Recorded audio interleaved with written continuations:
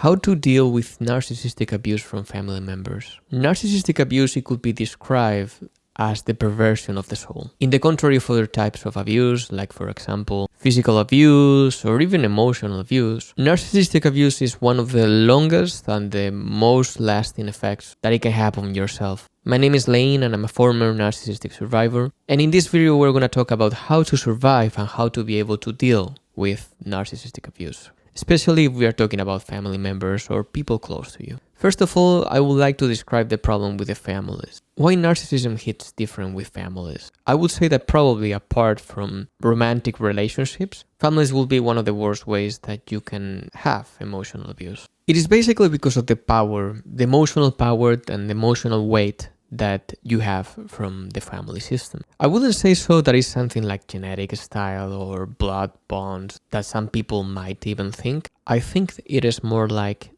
the power and the vulnerability that you are able to get when you are growing up and you are having together with a family system. How to deal with emotional abuse from a family system. The family system itself, emotional abuse is one of the silent ways that you can get hurt and you can get abused. And usually when you are in a family system, you don't have any point of reference. So for example, if you have been abused by a coworker or even a partner, at least you have a point of reference because you have more experience. But if we are talking about family members, people that you have been grown up with, people that is your point of reference from the beginning, so this is definitely something that hits different. The level of power, the level of distraction, the level of mental, psychological, and therefore emotional distraction that you are able to get. And this is definitely because of the normalization. And of course, with this level of normalization, your psychological and mental models from the world are basically different from people who had a safe and a stable childhood. But before we dive deep into this topic, I would like to briefly introduce you to my course, the Narcissistic and Emotional Abuse Survival Kit, Tools for Empowerment, which I will talk about it later. Narcissistic abuse is widely now recognized. What 20 years ago was not really understood, and narcissism was more of a category within a personality disorder. Nowadays it's more recognized, and as we understand it more, we start to see that it's a spectrum. So even though you could diagnose by the DSM-5 or wherever diagnosis system you are using in your country, you could even say that some persons are in the narcissism spectrum. But in this video, we are trying to really focus on the abuse side from the victim. So how the person interacting around what is so-called narcissism, which we will not get into the diagnosis because it's a very difficult part, and basically for the abuser really doesn't matter. Like, what is the point of you trying to diagnose someone who is probably gonna never ever get to therapy and never ever get a full diagnosis? Like, you can only guess, but what you can really understand is your own symptoms.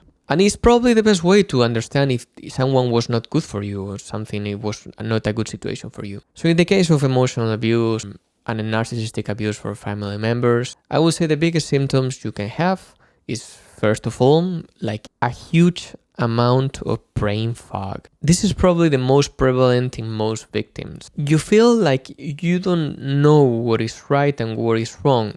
You feel like a huge amount of confusion. You really don't know what is right or what is wrong. You really are not able to distinguish between what is good and what is bad, what is should be safe and what is should not be safe. The level of brain fog can be from just a subtle, mild symptoms, like for example, maybe you feel a bit disoriented or maybe a bit confused, to the huge blown out problems like depersonalization and derealization, which it could be argued that is the confusion on steroids because you basically don't even know who you are, like you don't recognize yourself as depersonalization, and you feel that your surroundings are basically fake. You feel like there is a curtain between you and the rest of the world. And that is the realization. That gives you different symptoms, like for example, you cannot think clearly, you have memory loss, you have constant confusion. Of course, you have to be very careful when you are trying to diagnose yourself. You always have to do it through a therapy or through a verified mental health provider, because it can be many things. Maybe it can be a low iron deficiency, or maybe it can be depression. Like, You don't really know what is going on, but it is a good way to hang yourself. Okay, this is maybe something that I'm having. Continuing with the mental symptoms, I think one of the most common also is constant low self-esteem and constant second-guessing yourself. You basically are always second-guessing your reality. It's like, okay, should I be doing this? This is okay, this is not okay. Should I be doing it in this way or not? Okay, this is right, this is not wrong. And this constant second-guessing is something that you're having as a motto for your life. Like, you don't really know what is right and what is wrong. You don't really know what is true. And I will go with the last one. There is a lot, way more than we can cover in this video. But the last one that is also the most common is you have memory problems. Sometimes you don't remember with clear quality what is going on in your life, or you don't really remember what was your childhood like. Maybe you just think that you have a happy childhood, but you cannot recall special moments. You are like, okay, well, I don't remember. I simply just have small glimpses of what it was my childhood, but I don't really remember what it was there. And this we continue with the physical systems. Because the main problem about emotional abuse, and which it can come from narcissistic abuse, but also other types of abusive systems, that it goes to the more deep of yourself, which is your emotions, yourself, your identity, and floats out to the rest of your system, which is your physical system, your thinking, your life, your material possessions, like everything, it floats out. Like it goes from the center to all the rest. With the physical and emotional symptoms will be the constant terror, and panic will be one of the worst ones. You're feeling constantly in panic and terror about anything. Like you feel terror about your life, and this doesn't have to have like a justification. Maybe you're living in constant panic and constant paranoia. This can be one of the ways. But also it can be that simply you are laying on bed and you don't understand why you are constantly in anxiety and constantly with panic. The explanation is very simple. With emotional abuse from narcissistic systems, usually there is a constant intermittent reinforcement. This means that sometimes you are having a good feedback and sometimes you are getting a bad feedback. Sometimes you get a burst and anger of explosions. So this level of reinforcement and this level of not knowing what is going on, it creates a certain unsubtleness on the system. There are certain studies about this saying that if you're having a constant amount of negative feedback, like for example electric shocks, it is less distressing. This means that it's best for your body, it affects less than if you're having intermittent reinforcement. This means intermittent distressing. This means that you are shocking the person whenever they don't know. The person starts to become anxious because they don't know when they are gonna get the bad reinforcement. So they are waiting constantly for the reinforcement to calm themselves down. So the anxiety turns up in the system until they get the electric shock, which they relax. So they are kind of like, please shock me because I will get better. This with emotional abuse, you could understand someone who gives you happy and sad and happy and angry and angry again. You prefer to grasp to the angriness because at least you know what is going on. So this constant anxiety and terror within yourself is very well justified. Then there's kind of a feeling trap in your body. So this means that you are kind of feeling that you need to escape. Maybe there is some fantasies about you trying to escape, becoming rich, becoming powerful, becoming successful, becoming into someone else's body.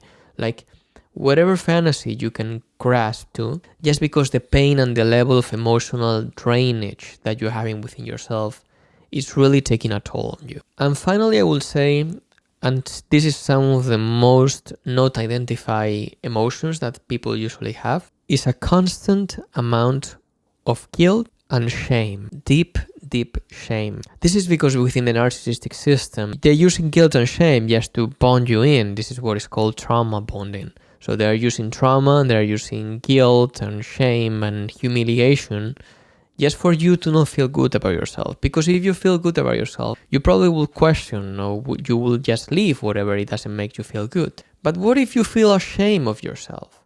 What if you feel doubt in yourself? Then you start to questioning yourself instead of questioning the system. And that makes you more gullible and more easy to manipulate and to keep continuing within that system. Of course, the most common manipulation tactics that narcissism use are the basic gaslighting, which means they're trying to change your reality, love bombing, which means that they give you a lot of positive reinforcement. This can be love, this can be attention, or this can be even peace, like for some time they don't even say anything or do anything to you.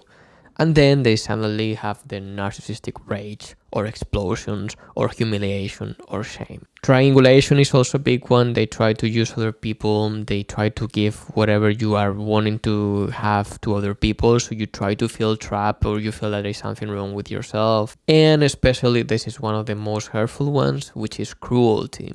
They use deep cruelty. They lack empathy. They are not able to have empathy. A narcissist by itself, then the definition of a narcissist is someone who is obsessed about themselves, so they really are not able to connect to you. So everything is through them. So they are not able to understand how are you having a deep sorrow or a deep pain or a deep problem. They are not able to understand you. So cruelty is a natural outcome. Another tactic from narcissistic family members are control. Usually control comes in very different ways, but the most powerful one is through physical control. For example, they're trying to use money or they're trying to use their physical possessions, like for example, their house, their cars, whatever they're trying to do just to keep you close. And the control usually comes also with guilt and with a level of deed. So they're trying to think from themselves, they're trying to think, look how good I am, how best I am, how good I do this or that. And they are trying to show you how much they are doing for you and how much they are caring for you. So for you to validate them and give them back whatever they think they have. So you're feeling kind of like a deed. You feel like you're having to give them back. You feel in debt with them. This can be a very powerful control technique because they are giving you a lot of things and you will never be able to give the same back. And finally will be isolation. Isolation is one of the biggest ones. It can be just by emotional isolation, which this is not really very well talked about.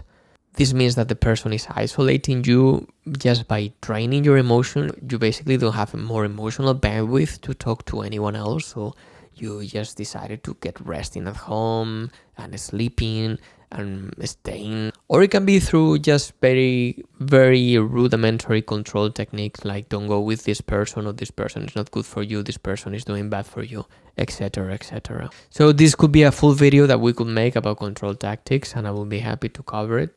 But now we are going to talk about how to survive to all of this, how you are able to deal with this. But before doing that, I would like to introduce you my course, which is the Narcissistic and Emotional Abuse Survival Kit, a course that I created from scratch, which is the course that I wish I had when I started on this journey. This course is really the foundation on how to recover and how to survive from narcissistic abuse and also from deep emotional abuse. Of course, this is not a quick fix, but I think it's the right step towards your healing. It will answer your specific doubts, like I am the crazy one, I am overreacting, is this abuse or is this not? And also give you the tools and the specific mental framework to be able to defend yourself from this. If you're interested about this course, you can check the link on the description, and also with the special code on this video, you will get a special discount. By purchasing this course, you will be supporting this channel, and this will help me make more and better videos about this topic. So in terms of the strategies to survive, basically the best way that you can do is first recognize the pattern. The more unaware you are, the less you know about these systems and these techniques, the more you are susceptible to their manipulation because you don't know what is going on. So for example, if you don't know what is love bombing and suddenly this person comes to you and starts to give you all these amounts of gifts and favors and all these nice things, and then suddenly they just withdraw and disappear, you basically don't know what's going on, and this is very hard for you. And